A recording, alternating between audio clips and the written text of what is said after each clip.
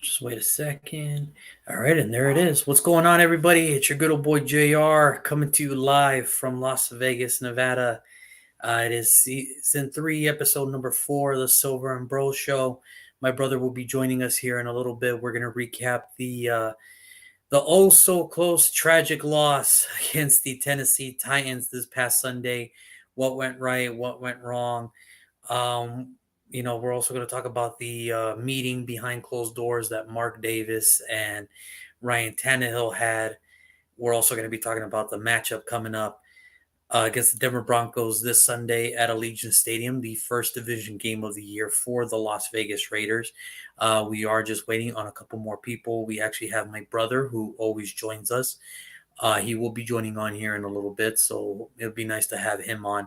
And then we might have a special guest from one of my dearest friends, Maria. She's a very spunky one. She's very spunky and she's very cool and she's very down to earth. So hopefully we get to see her today as well. Hopefully she has enough time to join us. But yeah, as my brother is getting ready as well. It was just a bad beat. It was a bad loss this Sunday. I don't know how to explain it other than it was just another close loss, third one this year. Um, I don't know where to begin. I mean, this is kind of one of those things now where it's just becoming a natural thing to say that it's just very. We cannot fathom that this is not the season how we expected the season to start, especially for Raider fans. I don't think this is one where they expect it to be down 0-3. Just so many bad breaks, and it could be, majority of things. It could be the fact that, we stopped running the ball. The defense isn't really living up to their end of the bargain. The offense isn't clicking. But this game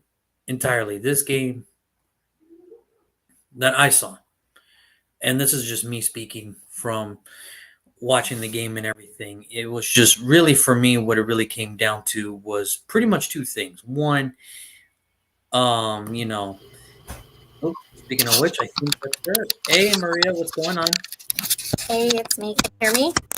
Yes, we can. How are you doing today? Yes. Me, I'm good. How are you? I'm doing good. I'm doing good. So I was just breaking it down for them. Just giving up my two piece that I don't expect. I didn't expect. At least I could speak for myself, especially Raider fans, that we'd be down 0-3, especially losing the first 3 games of the year.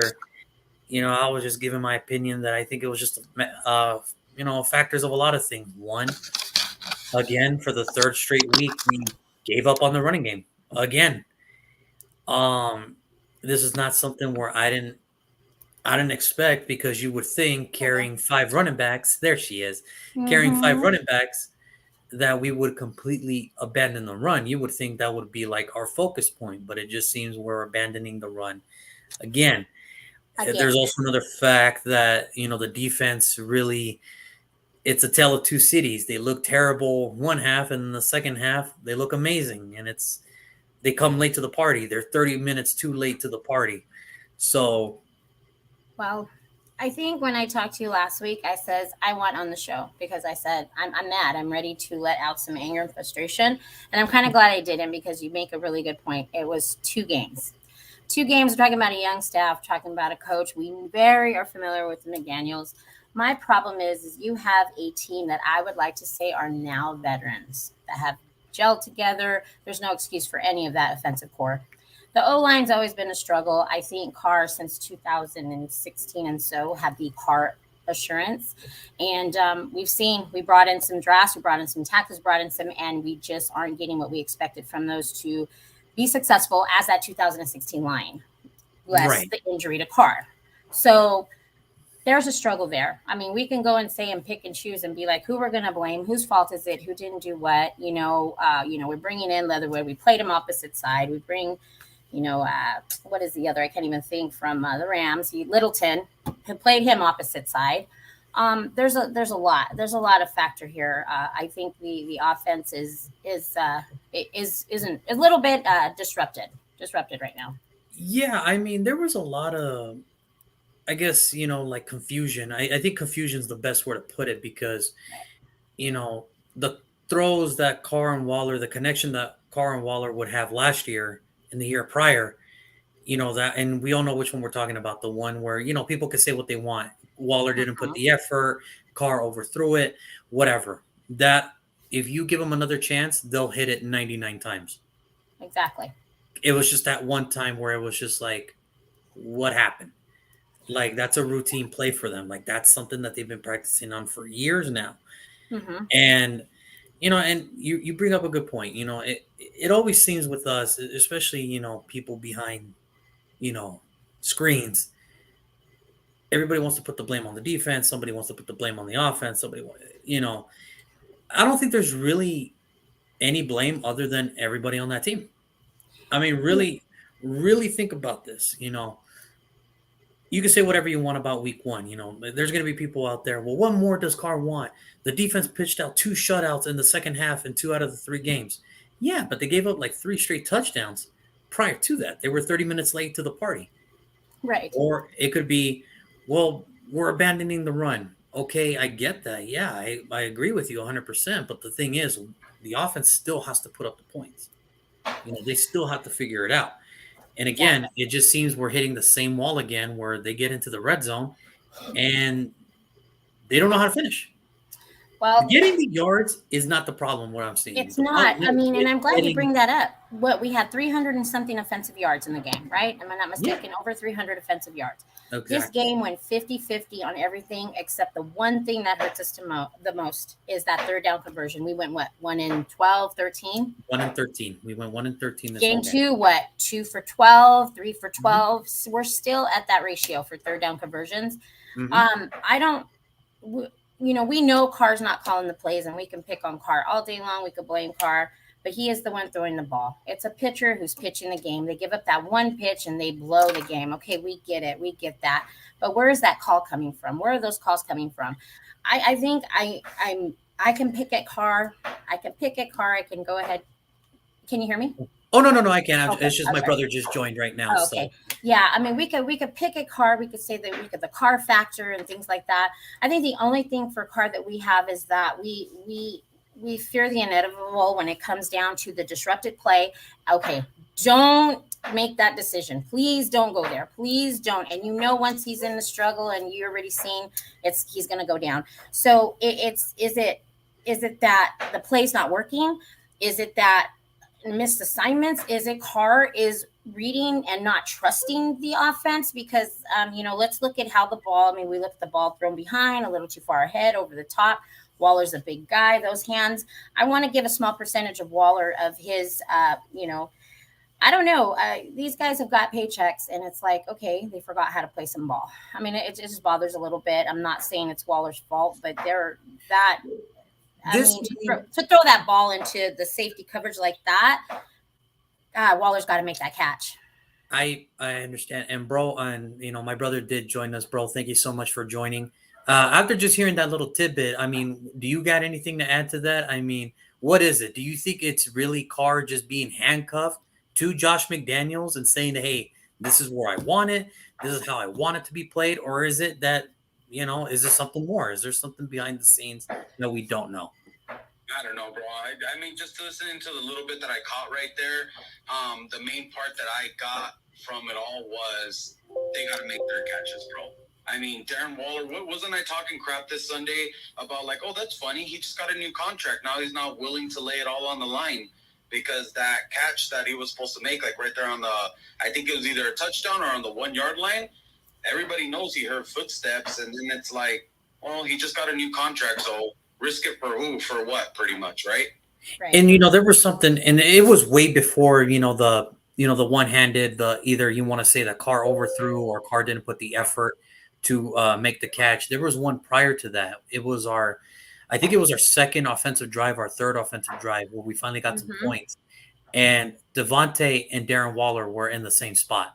Now, I'm no rocket scientist, I'm no genius, but usually when that happens, somebody did not understand the play. Somebody was just doing their own thing at that point. What is going on in that huddle is Like, probably the who's biggest not listening? question. Like, who Right. doesn't really know the playbook? Like, Right. now's the time to be honest. I mean, I get it. Waller did not practice a lot during training camp because of his injury. So maybe there's some catching up to do there. Maybe Devontae heard the wrong play. I don't know, but there's got to be there was some miscommunication where realistically the ball was for Devontae, but he was out of bounds. And you would think it hit Waller in the hands again.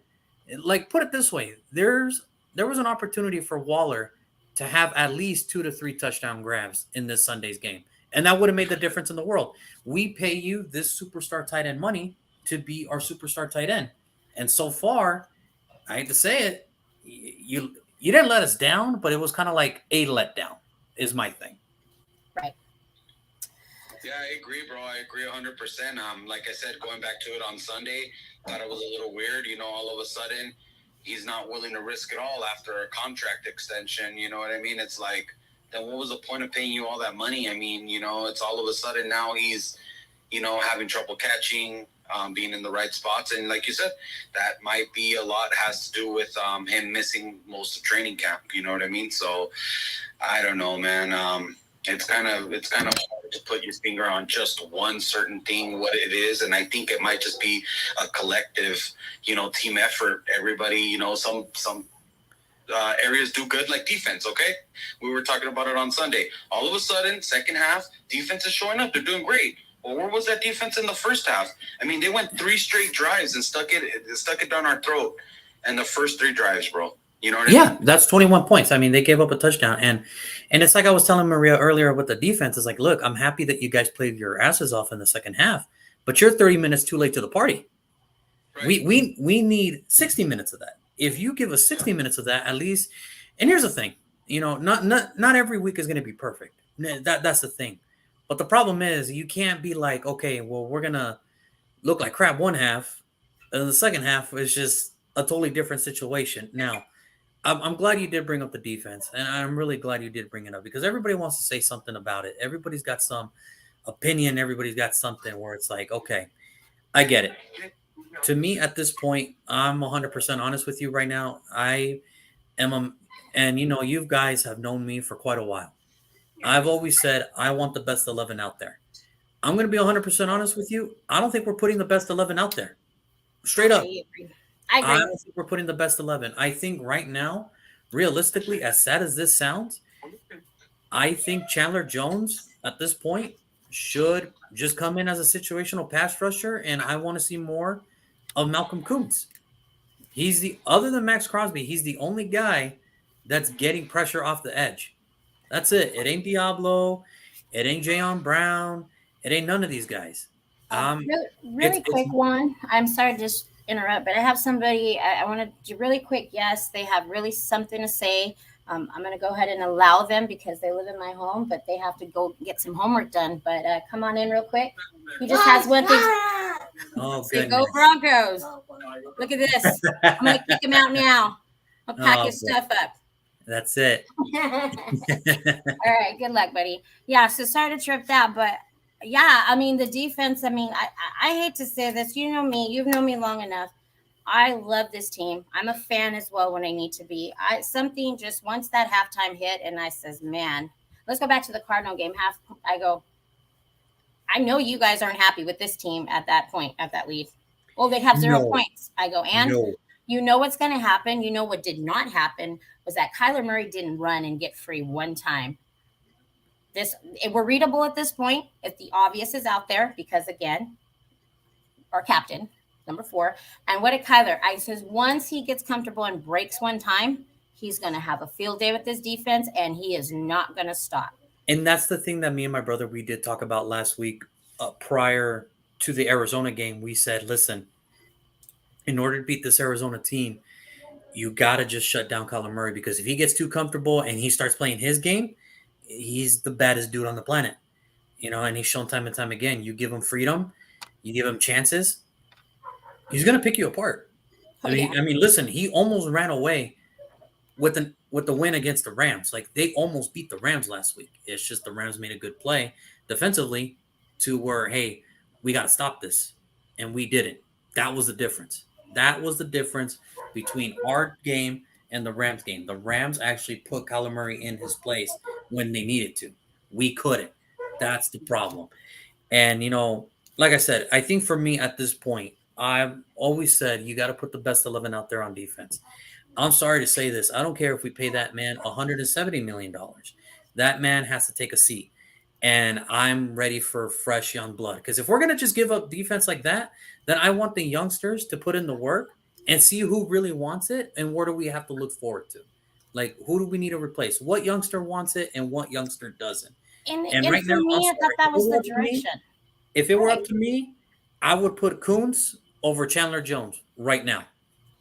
Well, you could tell he's getting a lot of backlash. He's getting a lot of heat right now, Chandler Jones. We expected huge, big things, but again, I think we're so adapted, and we have this thing that we could bring these veterans to this team and bring their experiences and bring and all. Okay, let's go ahead and get out of that culture. Let's go ahead and get this team, this organization where it needs to be. And we keep saying rebuild, rebuild. Okay, we keep saying, okay, we're going to build around Carr. Okay, we're going to build around Crosby. We're going to build on, well, unfortunately, Mac's gone. We're going to build around these veterans. And it's just like we just keep bringing these veterans. I thought we had a very good draft. I thought we had a pretty decent draft. I think we I, did too. I don't Um, just not seeing that production. I don't know if just like I don't want to knock on this team as a fan. I appreciate these. I'm a team player, and that I will never ever say this person is not, unless obviously they're not showing. But I mean, assignments. Maybe like Adams. Maybe we don't have the playbook for him. Maybe like Chandler Jones is more of an I don't want to speak on the defense. The defense I think is pretty good, but that like the aggression of this offense is just non-existent. There's no urgency. It's just okay, and it just looks so soft. We're readable. I mean, I've said it before. You give Carr 2.5 seconds. As he sits in that pocket, guess what those linebackers are doing to that defense? Because it's just the same thing. They're drawing back and they're waiting for that 5-yard pass. Let your forefront just take control, and the linebackers are going to meet that short pass, and we're going to be short again, thus not converting. I mean, that's just like the heartache is that third down conversion. I just don't know what we're going to do about it. I have no idea. no, I mean, bro, Horrible. you got anything to add? To the offense offensively? Like, do you have anything to say? I mean, she sounds like she's right. I mean, she's right. Yeah, it's true, bro. They're just not in sync. Like last year, they would pull a rabbit out of their hat in certain times and just try to make it happen. And you just look at them this year, and it's almost like pitiful. You just kind of like, I don't know, man. Disgust. They're just not clicking. They're just not clicking on all cylinders. They're not on the same page. I think my problem offensively for this whole thing, and it's an easy fix. Again, Josh Jacobs had another great game. Tennessee had no answer for him. Every run he got, the most I saw him get, like the least I saw him get was a 3-yard run. But everything else up to that was 4, 5, 6, a first down. Tennessee had no answer. And Josh McDaniels, for whatever reason, said, I'm done. Now, I'm going to be honest with you. And this is just coming from me because I'm tired of seeing this. If this is what it's going to be, you already declined his 5th-year option. Why not use him? Because you're not bringing him back. And if you're just going to pull him out, because you cannot tell me that he only ran the ball. He's averaging so far close to 6 yards a carry this year. 6 yards. That's a recipe for success. And if you're too scared because what we wanted. That's exactly what we wanted. We talked about that 2 seasons ago, Juan.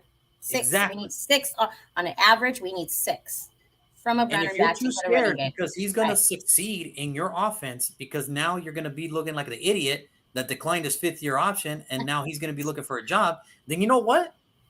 I hate to say this. I love Josh Jacobs. I loved him when he came out of Alabama. Trade him. If you're just going to pull him out like that, trade him while he's still healthy, while he still has value, and while he's still cheap. Because there's a team out there that needs running backs, and I'm sure there's a bunch of teams that can use Josh Jacobs' services. And we might as well get draft picks for this. And be careful. And I don't mean it like be careful, but be careful of what these players that we talk about, options that we talk about, that it's not because Josh Jacobs isn't doing well for us. He's a great player. I think with the right system, and once he gets more of really who he is and not even like his real full purpose in this team, he is going to be really, really great. But it's not saying because he's not doing for us. Just like you said, he's a stud. We can go and get something more that's going to help us more in in the line of growing where we want to, and doing what we need to do, and not bringing these young guys out there. What is JJ? What, at 5'4" now? Yeah, Yeah. So this is yeah, your 5. Yeah, this is yeah, your it's just 4th. right. Well, yeah, he's option, but I mean, it's like, oh, I don't want. Why do you want to get rid of that person? Well, why are you guys dwelling on number 4 for? Well, You the know? reason we can easily say that is because we declined the 5th. Bro, anything to add to that as far as the whole Josh Jacobs scenario of why they're pulling him out? The only thing that I could see, man, is the coach not wanting to run the ball, bro. That's the only thing that I can see, because it almost looks like he wants to put everybody on notice, like, we're gonna pass the ball regardless if we can run, which sucks, because it's like, I don't think we're in any place to say what we're gonna do. It's kind of just take what they give us, pretty much, Yeah. And when we're looking at it and Josh Jacobs is running and he's doing his thing, it's like, why stop that? You saw me on Sunday, dude. Every play I was just like, come on, guys, run the ball. Like let's just be a normal. No, I mean, I even joke with you? Look at him. I think he has a tear in his eye because they ran the ball. I think he has a tear in his eye. And like, why do we have to be different? Let's just be like a normal football team. Run it. And if it's working, continue to run it. Like, Go with it until it doesn't work anymore. And there was nothing wrong with that run. I was so excited. I'm like, look at us run. And then we do that. It's such a thing. We do that. We're in rhythm and it's working, and all of a sudden it just goes away. So what, we're doing too good. Let's just destroy ourselves. And we have a comment here on YouTube, Mike. It's rare that these days running backs get a second contract, and he's right. And I think he agreed with what I said. Trade him and get whatever value you can. At this point, yeah. I mean, I'm going to miss Josh Jacobs, but I mean, if you're not going to utilize him, then you already traded everybody else. What's wrong with the guy that you don't even want back next year? Right. So that's just me. But overall, I just want to, let's move away from the negativity. Let's try to get into some positives here. And absolutely. Honestly, the only positive I can take away from this game, I think we found our wide receiver number 2 for the rest of the year. Matt Collins. Listen, he's had 3 straight games now where, whether it's offense, special teams, he's doing his thing. He's doing his thing. That's 3 straight games for the kid. Honestly, listen, I love Renfro, but I prefer him in the slot, not the number 2 wide receiver. Devontae's obviously going to be number 1. And, the thing with Matt Collins, and I joke with my brother because I watched the game with him. I told him, listen, he's not the fastest dude in the world, but man, can that dude catch. That dude can catch. And yeah, he's got some mitts, all right? He's got some mitts for his hands. And I think offensively, that's the only positive I saw, is that Matt Collins should get starting time. There it is. Mac, mother effing Hollins put some. Yeah, I am. I think that dude should be the number 2 wide receiver for this team. Bro, anything to add offensively? What you saw positive wise, at least with him? With Hollins? Yeah. Yeah, he looked amazing, dude. He looked amazing as a number 2. And not only that, here's something that goes unsaid about him. What about his play on special teams? That's the thing. He's amazing. He also makes those plays, you know what I mean? And it's like, that's unheard of a starting wide receiver in this league. Usually they're like more, kind of, sorry to say, but like divas, where they would never want to get touched on special teams. But it's the truth. I mean, look at him. He's out there making plays and dropping it back on the first, jumping on the ball, which really good heads-up play. Nobody brings up that type of stuff. And look at him. He's out there, really helping out. Yeah, no. Sure. Maria, anything as far as Mac? Yeah, I mean, I do like it. And then, your brother had a good point. Let's see what he had. I mean, oh, man, you already know how I feel about this. I've said it. Why is Hunter punt returning? I don't want to hurt potentially number 2, but let's see what he can do for that specials team. I mean, we know it really worries me. I don't want to speak too much on Hunter, but his career is going to go short, really, if he just continues to be put in those situations. But I mean, he had a great game. The ball along the sideline up to the 2-yard line, I was like, whoa. This boy has hands. I mean, there's some promise here. And I think, everybody talks about, of course, Devontae, a guy like that's going to be double covered. Obviously, you don't want somebody like that wide open in the field, especially when Carr can play Carr ball. So again, we saw Devontae in the slot, less not having Renfro on the field. So that could have had some, contributing to where the offense kind of just, the plays. They try to have come up plays, less husband. That's all I'm gonna say. Yeah, no, I get you. Because that's a huge hit to that offense is to lose. Yeah, is to lose Renfro. Oh yeah, Absolutely. yeah. I think defensively for me, the only thing positive I can say defensively is Nate Hobbs is turning into somebody. Nate Hobbs is turning into Yes. a guy that it's like, okay, maybe there's something there where I don't want to put him as a starter yet, but I mean, he's showing me where it's like, I'm not as scared if the other starting cornerbacks go down. Where if he has to be put into that place, I'm okay with it. Yeah, there's a lot of if, ands, or whats, but I mean, Nate Hobbs, he's becoming into his own, and that's pretty much the only thing defensively positive I can say this week, other than Malcolm Kuntz, where I'm advocating for him to get starting time because at this point, Chandler Jones ain't gonna cut it, man. He's not gonna Yeah. cut it, and at this point, I just want to see the youngsters play to see who's got it and who don't. I That's just think if we if and we should not by all means if we play our ball, but should we fall to Denver going into after, I think we need to start rethinking of letting these guys that are sitting there come in and play some ball. Let's see what they can do. I want to look at Mike's comment because I've always been a Josh McDaniel coaching fan. It's kind of starting to bleed out a little bit now that I was a little bit okay. But we've also seen him somewhat succeed, even with a Tim Tebow over in Denver, that maybe he could come in and bring a style with having the slot. I mean, I always called Renfro a mini Wes Welker, and the style of offensive that Hunter is, that would be a McDaniels thing. But Mike has a point. Hollins, it looks like that favorable to McDaniels, and he did speak a lot of him in the preseason and the press conferences, and things like that. So that looks like that's going to be a start go-to, dude. Hopefully that spreads out that field a little bit more, gives Devontae a little bit of breathe, and let's get Waller back to playing that ball. Let's get some play action going, So I really like to, let's talk about going against Denver's defense right now. Well, before we get into that, I'm glad Mike did bring up Josh McDaniels because there was a little bit of a story behind the scenes after the game. I guess before McDaniels went into his press conference, I guess him and Mark Davis had a lengthy discussion. The only thing I could say about that is the same thing that Sean Payton said this morning when he was on Fox Sports Radio, is that thank God it wasn't Al Davis, because I think Mark is a little bit nicer than Al Davis. So, bro, I just want your reaction to that. Are people bringing in more than it should be, or do you think there's real concern where Mark Davis is looking at Josh and being, hey, what's up? Yeah, I would definitely say that. I mean, you bring in a coach that has won 6 Super Bowls as an offensive coordinator that supposedly has the game plan, has the blueprint to turn this whole thing around. Said he learned from his mistakes that he had over there at Denver. You got high hopes. It's like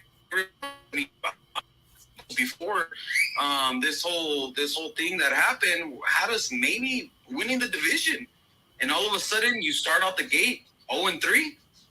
Yeah, we got to sit down. We got to talk. What's going on?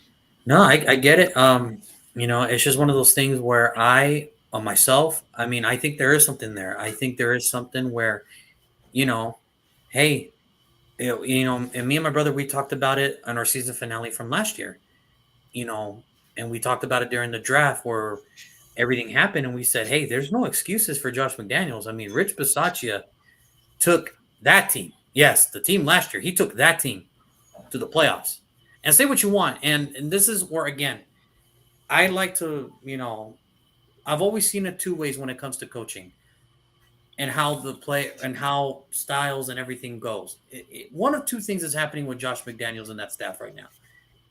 Either the players are not buying into what he's saying and what he's trying to build, or Josh McDaniels is just trying to get away with it to at least put them in a good position so he doesn't look as bad. Either way, it's not working out. So I don't know what's going on behind closed doors, but I think it's there. Maria, I mean, your reaction. I mean, is it something we should look into? Is it overreaction that Mark Davis talked to Josh McDaniels, or is there something a little bit more there? I love this team, and I think it's a small overreaction. You know, let's just think about how we're going to approach, because this media is going to eat you up, Josh. You better have some answers. You better have some explaining to do. Some, where's the accountability? Where are we wrong, and where are we going to fix it? Don't you go out there to these Raider fans of all fans and start pointing fingers, or just have dead and, excuse my language, ass excuses Yeah. of how we just could not. We were 3 plays. We are 3 plays from being 3-0. Let's just let that soak in for a little bit. Yeah. I mean, You 100%. just I got to mean, figure out what is causing that. How do we just play games all 4 quarters? How do we start strong and not continue to play strong? How do we not have more playbooks beyond the run game? And why do we go away from anything that works? You know, and in all fairness, you know me, I'm the least to blame officials. I'm the least to blame, have an excuse to when our team just isn't doing well and they're not producing well, they're not playing well.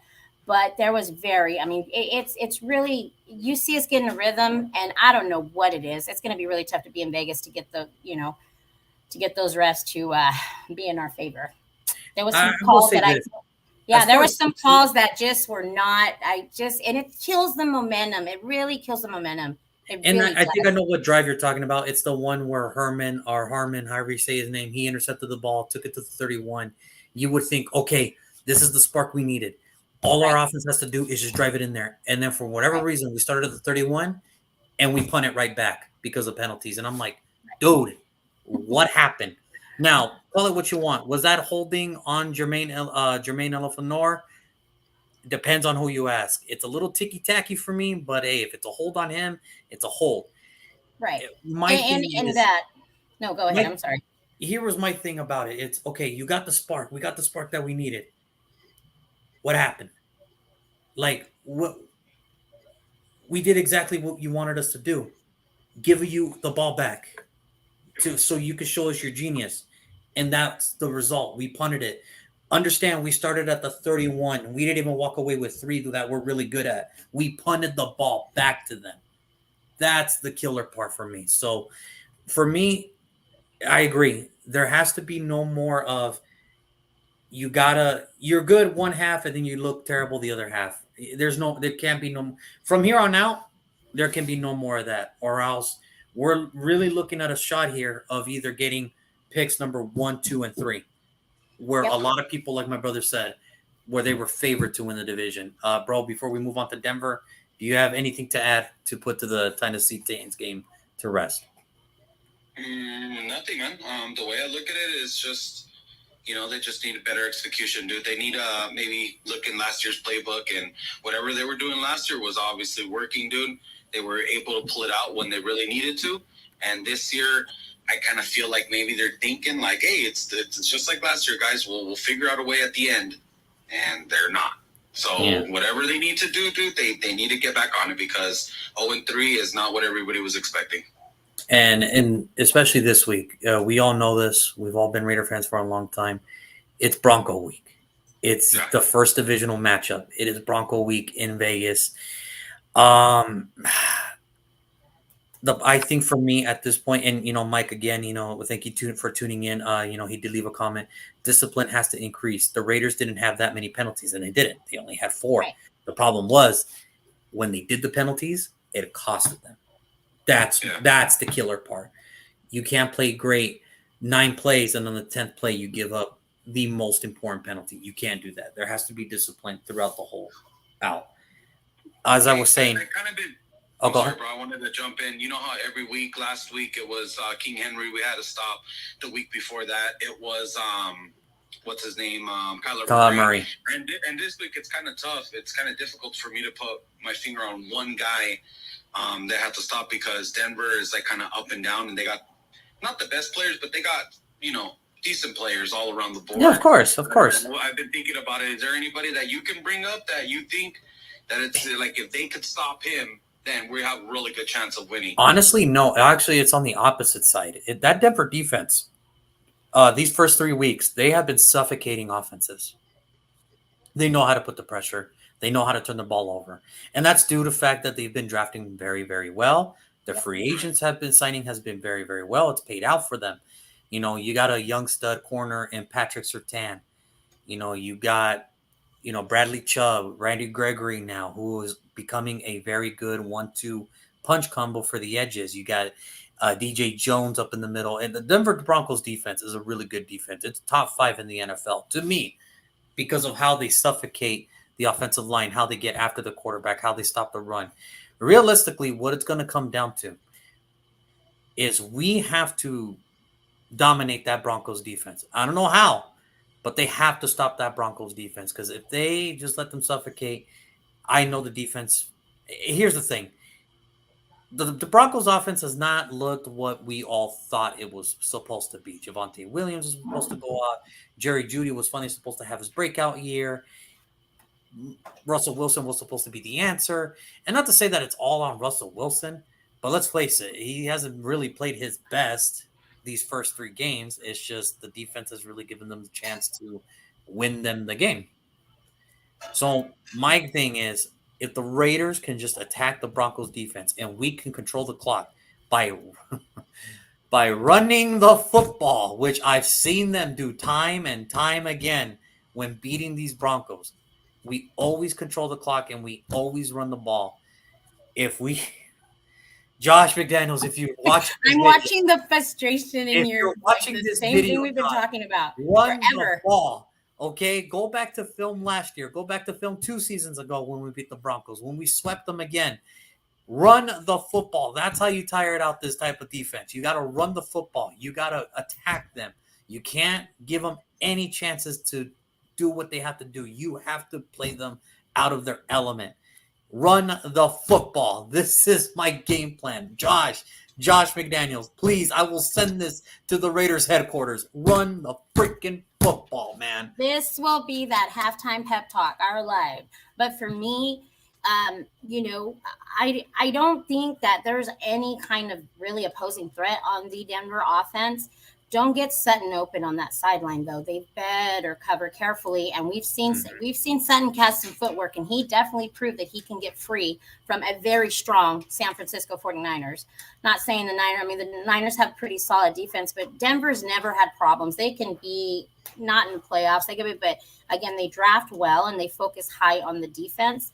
That's just what makes him great. I mean, Chubb was not extremely impressive. He wasn't impressive enough to me. I mean, he got misassigned on the fullback position that potentially could have lost them the game. Yeah. But for me, Danger Russ is not too dangerous to me anymore. If you get Max in there and you put that pressure in there, you've got to get him to draw back. He's not as quick. He's not as fast anymore. His feet. He's just not, and I got eaten up in the group. If you notice, I got eaten up in the group because I was in my feelings. I says Denver is a problem.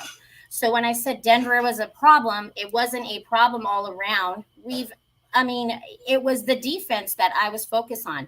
That defense is hungry. They have momentum. They beat a team that was in the Super Bowl yet just a couple years ago, who has one of the best, if not active, tight ends in the league right now when he's healthy, because I'm not going to take anything away from Kelsey. But that San Francisco team can be deadly. I don't care, Jimmy G, F, H, I, J. They have the core to make it happen. Okay, look at what happened to Debo. Debo came back and did his thing. Everybody is like, oh, hopefully he's out. And I will be the first. I have Denver on my fantasy team, and I'm not very disappointed at all. 22 points. 22 fantasy points. Defensively, exactly. So the only thing that I want to add to that, for this team to succeed, to even get past Denver, it's going to be at home. Hopefully we get some momentum. Hopefully the overreactive meeting between McDaniels and Mark was just something, hey, you come from a different culture. The media is going to eat you up, and you can prepare for the live comments. Of course, I'm on there too talking. I'm at a fan at that point.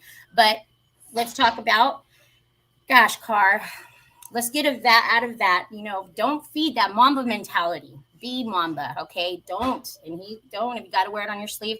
But if the offense goes out and does their thing, both teams have to play ball. It can't be offense do their thing and defense come in slacks. They have to be able to back each other up. They have to pick each other up We got to run the ball. Let JJ eat until he's full. Okay. I know Exactly. Renfro. I don't anticipate Renfro coming back, but just like Mike said, we've got Hollins. That's going to be a little problem. You don't think Denver's thinking, wow, we have more than Devontae. We have more than Waller to cover. Hollins is going to be trouble. He's going to be trouble. And I think for me defensively, I think for the Raiders, because the problem really for the Broncos offense is really not because of the position. It's really people want to talk about the struggles of the offensive line of the Raiders. The Broncos just have it just as bad. The only problem is they're winning. And I think this is the game where if there's any time for our defensive line to finally step up, it's this Broncos offensive line. They're the most, as of right now, for 3 weeks, they are the most penalized offensive line unit in the NFL. If there's any time for the defensive line and for the front four to finally wake up, it's these guys. Bro, anything to add? I mean, are you looking forward to anything? Do you think there's anything that the Raiders can do to change this thing, turn this thing around? Besides win. Yeah, bro, I mean, they definitely have a good team. It's not like this is the worst team ever where they're going to go 0-16 or 0-17, excuse me. No, don't worry. We're still getting used to that. Anything could happen. I know. Anything could happen, but that's not likely, right? They just have to put it together, bro. They just got to put it together. Everybody got to work together. Everybody's got to be on the same page. They all got to have that stupid meeting that they have every year where they're like, all right, guys, enough losing. We all need to get on the same page. They just need to get on the same page, bro. Everybody has to be like, hey, okay, we stumbled out the gate. Crap happens. It happened. Let's move forward. Let's all get on the same page. Carr could throw the ball. Darren Waller could be the tight end that he's been. We got Devontae Adams. The defense kind of shaky every now and again, but if they put it together, if they like the second half against the Titans, that's probably the best we've seen so far. The defense play. They just have to do it for 4 quarters consistently, all together. Exactly, 100%. 1,000% agree. The biggest thing for me, I always add this. You know me, it's just one of my heartaches. Covering that middle, sealing that middle. Oh my gosh, we cannot. Third down is everything. If third down isn't a reason for you to want to convert, you don't want to win. You don't want to go against this. You don't want to play. That's the thing. You don't want to go against this Denver defense unless third. I don't know where that comes from. I mean, I know we talk about Carr's inconsistency. I get it. Hey, you know what? You got to go with what works. Sometimes your plays gets disrupted. We're the most readable offense at this point. If Carr's not moving, and it's got all right. This guy's going to try and find the most available within 5 yards, and then, okay, there's going to be, and there's trial for error right there. But no, important is going to be the third downs. Run the ball, tear that Denver defense down because it's doable. And like I'm going to say it again. I was mad as heck. I was like, watch out, Denver. But this game is very winnable. And, it's like I told my brother today, it's kind of like not got me upset, but it kind of got me into a mindset of more in September. And, I have a notification where it's like, oh, well, if the season ended today, this is the draft order, and there we are at number 1. And I'm like, that's not exactly where I thought. I cannot be looking at this September, and we're already number 1. So we are the something's only got to turn around. 0-3 team. Something has to turn around for this team. And like my brother said, if they have to do those stupid player meetings where it's like, okay, guys, because listen, say what you want. It just seems watching the press conference yesterday or on Sunday, everybody said the same thing. We're frustrated. Really? Doesn't look like it. The way you guys are playing, if you're frustrated, you have to do something about it then. So it is what it is, and we'll see how it goes. So I want to go with Brandon. What Brandon says, win, baby. Yeah. Let's go. Let's just do it. Win. Let's go. We're gonna be home. I feel good about it. I did pick against the Raiders last week. I do have a lot of people come to me asking for their picks. But I think by tomorrow, I'm probably definitely going to have to go with the Raiders on this one. Usually I do ask my brother. My brother did have to go for a little bit. Hopefully he comes back. Usually I wait till Wednesday because like Brandon, I do the show with him on Wednesdays for our weekly pick. So I'm not going to give out a prediction today. You guys are going to just have to tune in tomorrow for my prediction for that game. But Maria, give me a prediction. What do you got? Who do you see coming out? What happens what's the score at the end of the game? I see JJ having a very successful run game at home. I do see the defense having at least 2 turnovers that can very well convert into about 10 points, which could be favorable to us. I really would like to go into the half at least with a comfortable 7 to 10 point lead, but it's going to be very tough. But I'm going to go ahead and take the Raiders 28-23. Okay, so close. I mean, that's been our games this year. They've all been close. And like you said, there's 3 plays that there could be 3-0. Yes.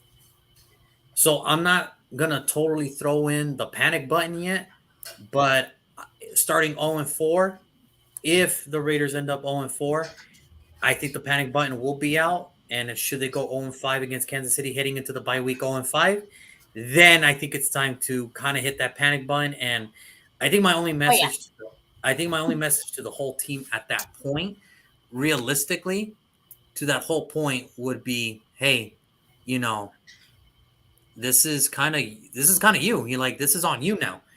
Because the problem is when it comes to everybody, Josh McDaniels, realistically, he doesn't have to be committed to anybody. He doesn't, because he took over a team that wasn't even his. The only people that he's really committed to at this point, Devontae, Max, and Waller. And anybody, yep, exactly. Everybody else, it's your ass. So you have to show that you want to be here. So, bro, Maria already gave you her prediction. You know me, I give them out Wednesdays with Brandon. So, bro, I always ask you at the end of the show, what you got for me, man? No, that's it, bro. That's it. No, I'm serious. Every other week, I kind of mess around with it. No, this week we gotta win, dude. Okay, let's go 27-10, bro. Seriously. Oh. Yeah, we need to beat them, bro. Oh, I was gonna say 17-16, but I was at least giving our defense that one little flop up of a bad penalty. That's good. The only thing that would give the Denver that favorable 6-7 points on my end would be just the defense on a big penalty that probably is not even an actual penalty. Yeah, so that's why I gotta give the penalty spread. Yeah, I mean, I think we're the only team. I think us and Philadelphia were the only 2 franchises where it's like we gotta also include the penalty spread in there. So, but you know me, I don't give out my predictions until Wednesday because I do the show with Brandon tomorrow. So we will make our predictions tomorrow. It's just, I agree 100%. You know, they have to win this one. Yeah. And it's like I told Maria right now. Should they drop to 0-4, the panic button will come out. I'm not going to press it. But should they go into Kansas City Monday night and they lose to that one, and they go into the bye week 0-5, that's when I press, and that's when I say, okay, it's October. What are we looking for in the draft, people? What am I looking for? But I just say, let's win. Let's go into that primetime game.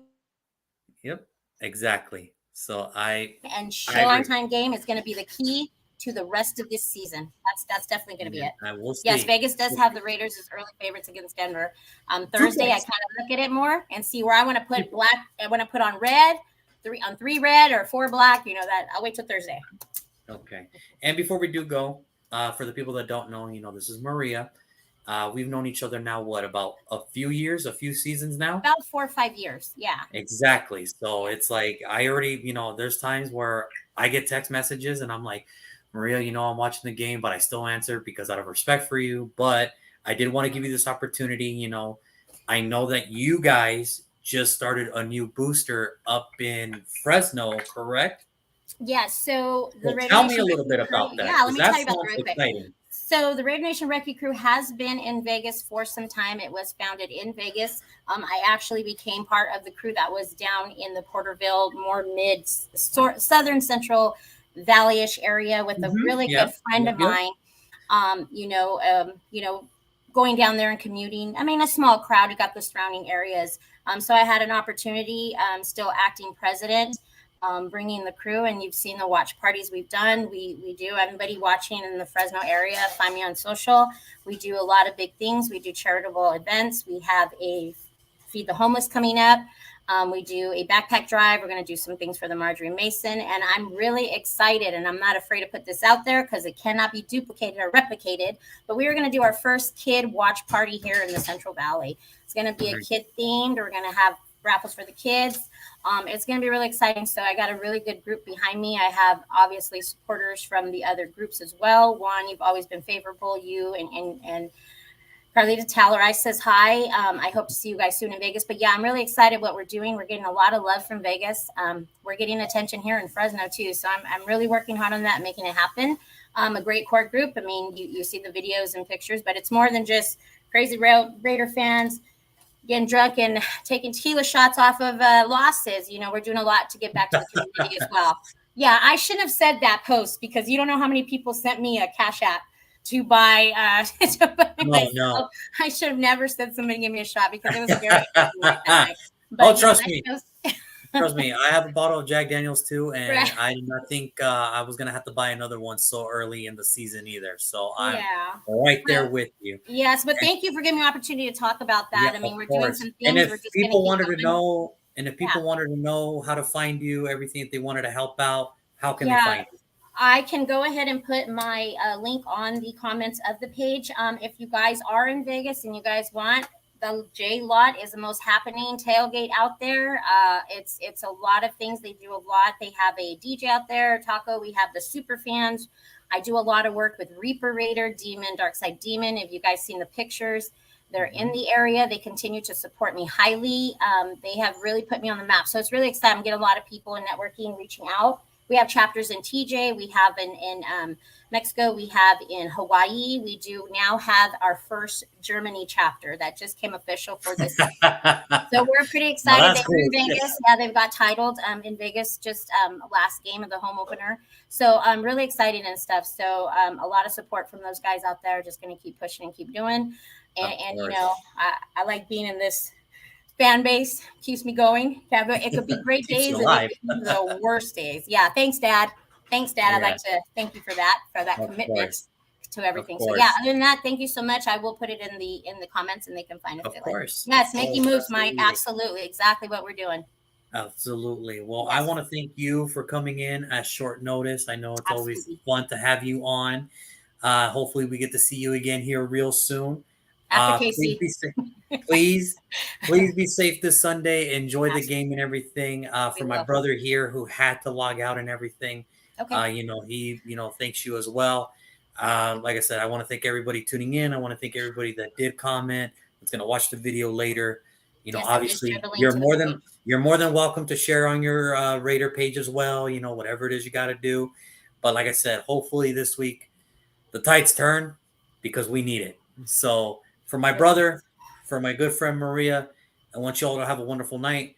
Enjoy your Sunday, everybody. Tomorrow, me and Brandon, we will do our weekly pick show tomorrow. So you guys will know who I think is going to win Thursday night, Sunday, and the whole shebang. So until then, Maria, you take care of yourself. Thank you, everybody, for tuning in. Thank you so much. Appreciate it, Juan, as always. You're very welcome. You all have a wonderful night. Take care, everybody. Thank you.